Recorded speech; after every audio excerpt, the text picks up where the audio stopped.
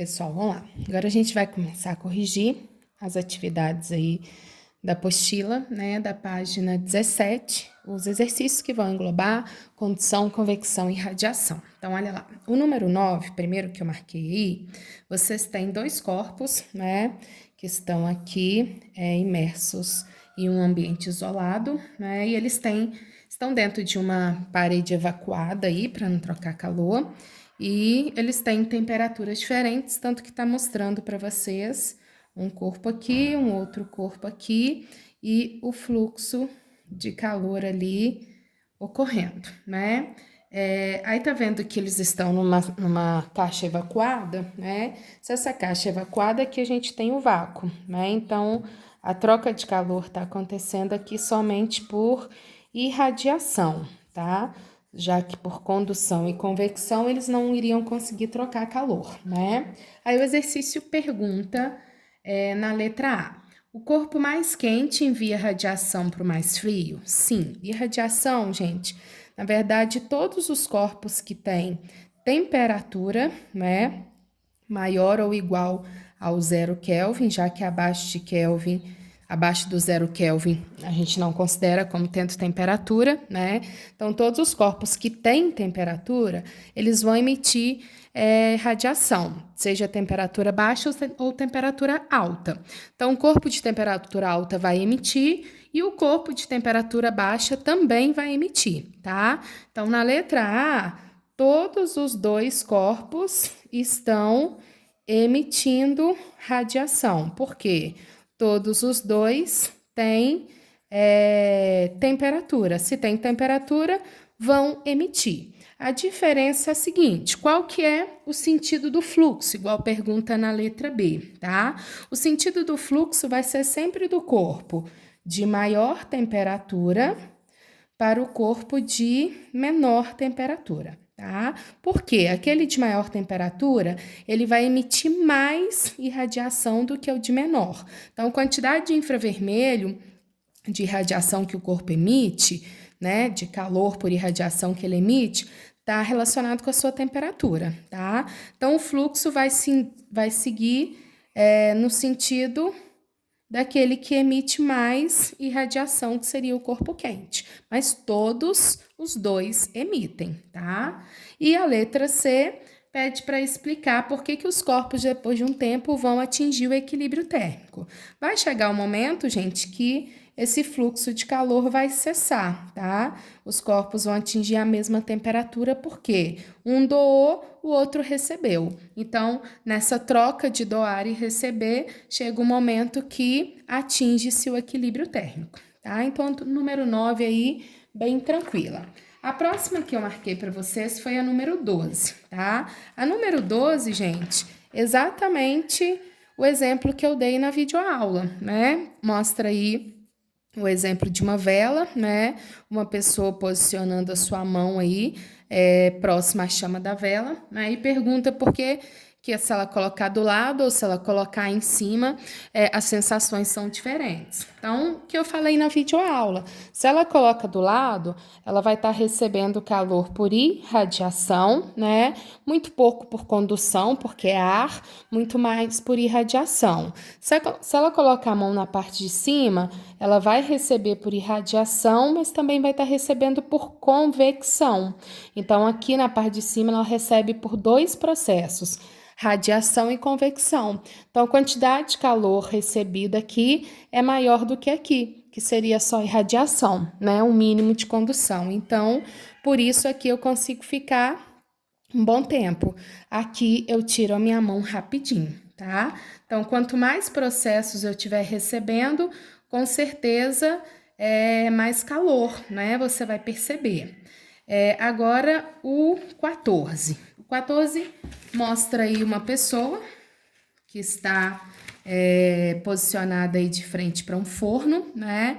E ele mostra o seguinte: quando a pessoa abre aí, gente, a porta desse forno, né? Imagina que ela esteja posicionada aqui, ela sente uma quantidade de calor grande, ela receber essa quantidade de calor elevada, tá? Quando a porta está aberta. No entanto, quando a porta está fechada, o exercício fala que ela não sente tanto esse fluxo, tá? O que acontece na verdade, gente? Quando ela está aberta, a gente está recebendo muito mais calor por irradiação. Então, a maior parte do calor é por irradiação. Por que a gente vai receber muito pouco aqui por convecção e por condução? Porque é ar. Então, o ar na convecção é difícil, na condução, né? Convecção, o vapor teria que subir, não ir em direção ao rosto dela, né?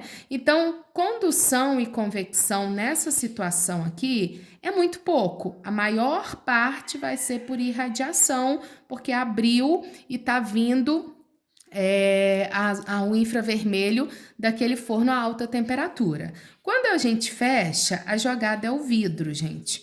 O vidro, ele barra a radiação infravermelho.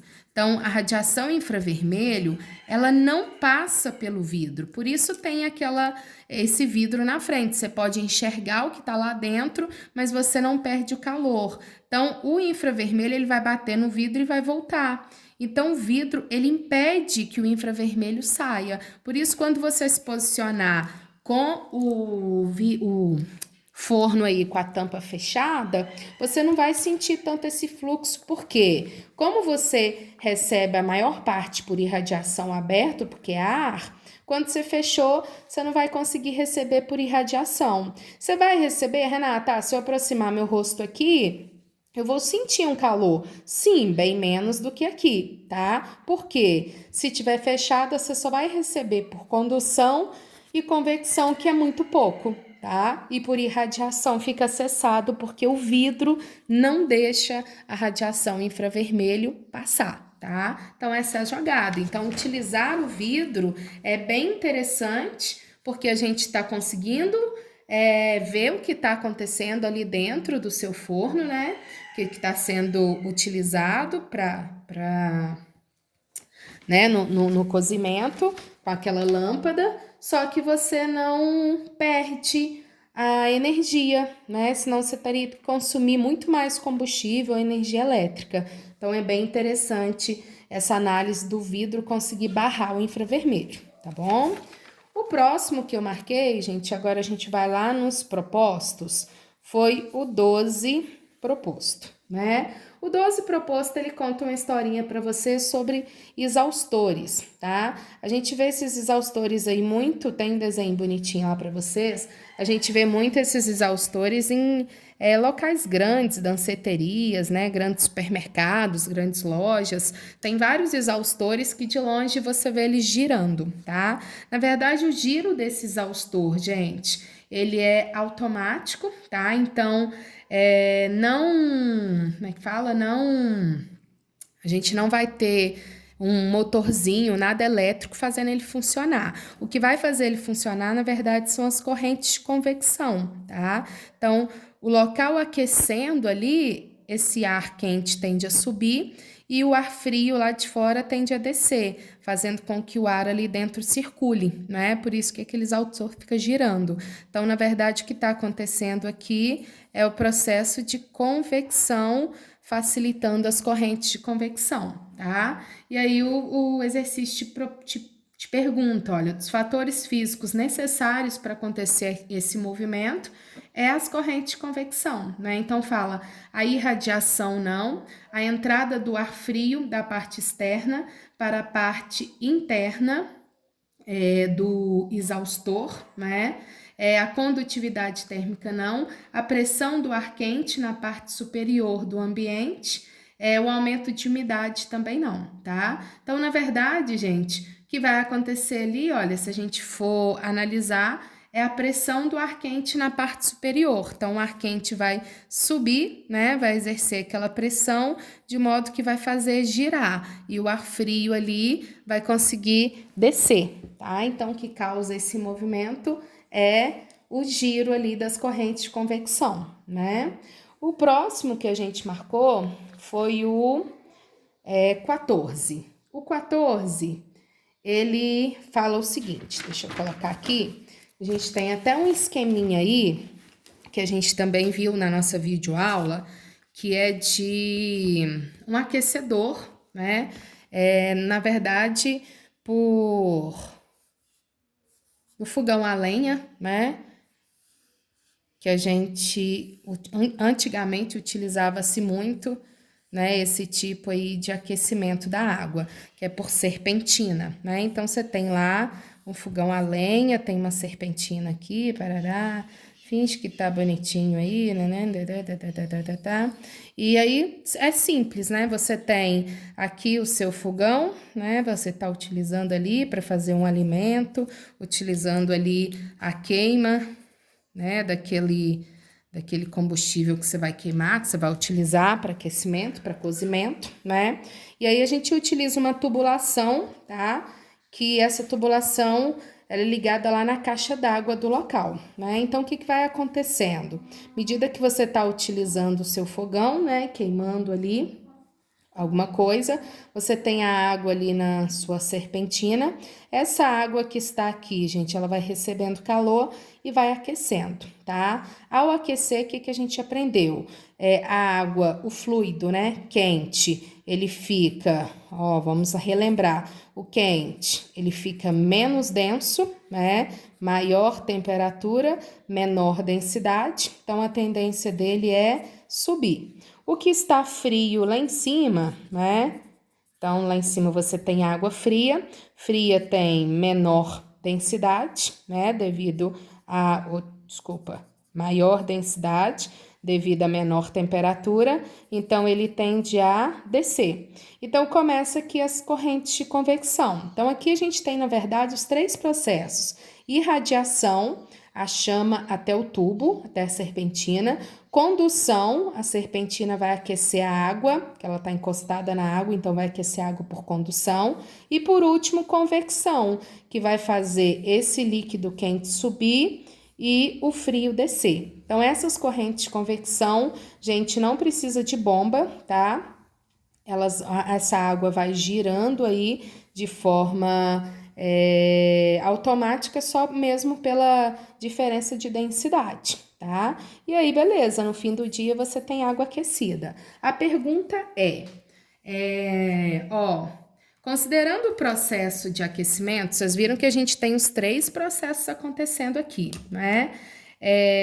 O processo de aquecimento da água na caixa d'água. Então, eu não quero aquecimento aqui na serpentina. Então, a água na serpentina, gente, ela está sendo aquecida tanto por irradiação como por condução. Irradiação da chama e condução do tubo ali, tá? Agora, eu quero saber o aquecimento aqui, da água na caixa d'água. Como que eu consigo aquecer essa água aqui? Essa água aqui, a gente está conseguindo aquecer pelo processo de convecção, porque se eu não conseguisse fazer subir e descer, a gente não teria no fim do dia essa água aquecida, ia ficar só aqui embaixo, tá? Então, eu só consigo aquecer a caixa d'água por causa do processo de convecção, tá? O giro aqui dessa água subindo e descendo. Então, o convecção é o que aquece a água na caixa, tá?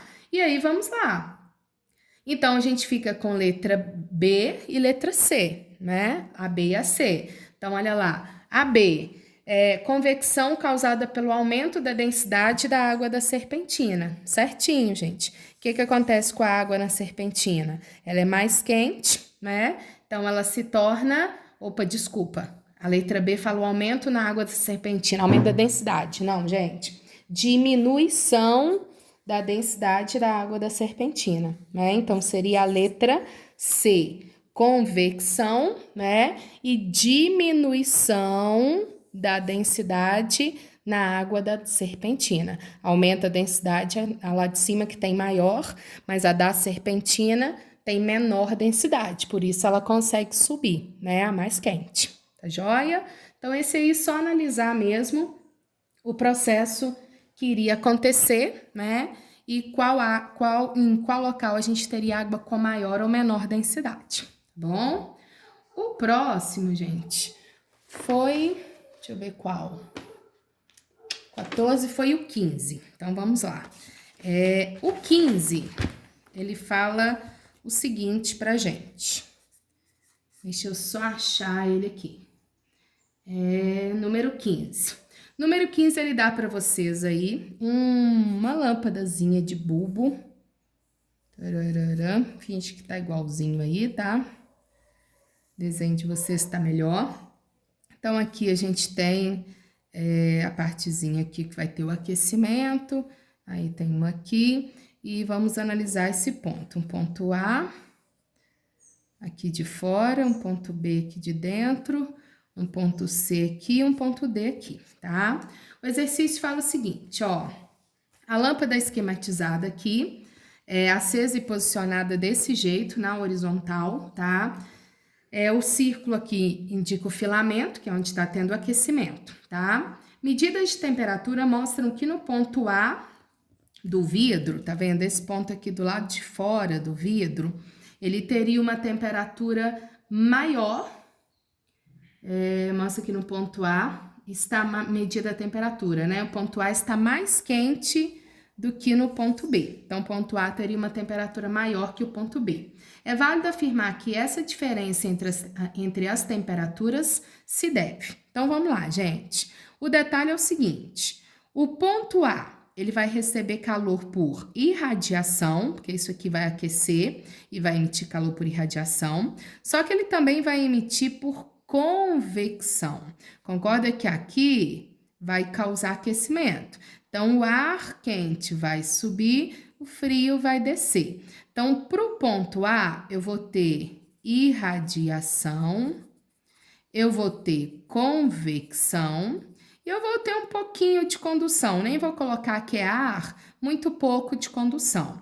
Para o ponto D, eu só vou ter irradiação e o mesmo pouquinho de condução, eu não vou ter convecção aqui. Então, é a mesma situação que a gente viu da vela. Por que que nesse ponto a temperatura vai ficar maior? Porque vai estar recebendo calor por dois processos, irradiação e convecção. O ponto D não, como o ar quente não desce, vai estar recebendo calor só por irradiação, tá? Então, quando vocês pegarem lá, ó, a propagação de calor por convecção, desde a região F até o ponto B, isso mesmo. Então, o que torna a temperatura do ar maior é estar recebendo também por convecção, tá joia? E o último, gente, que nós marcamos aí, foi o 20.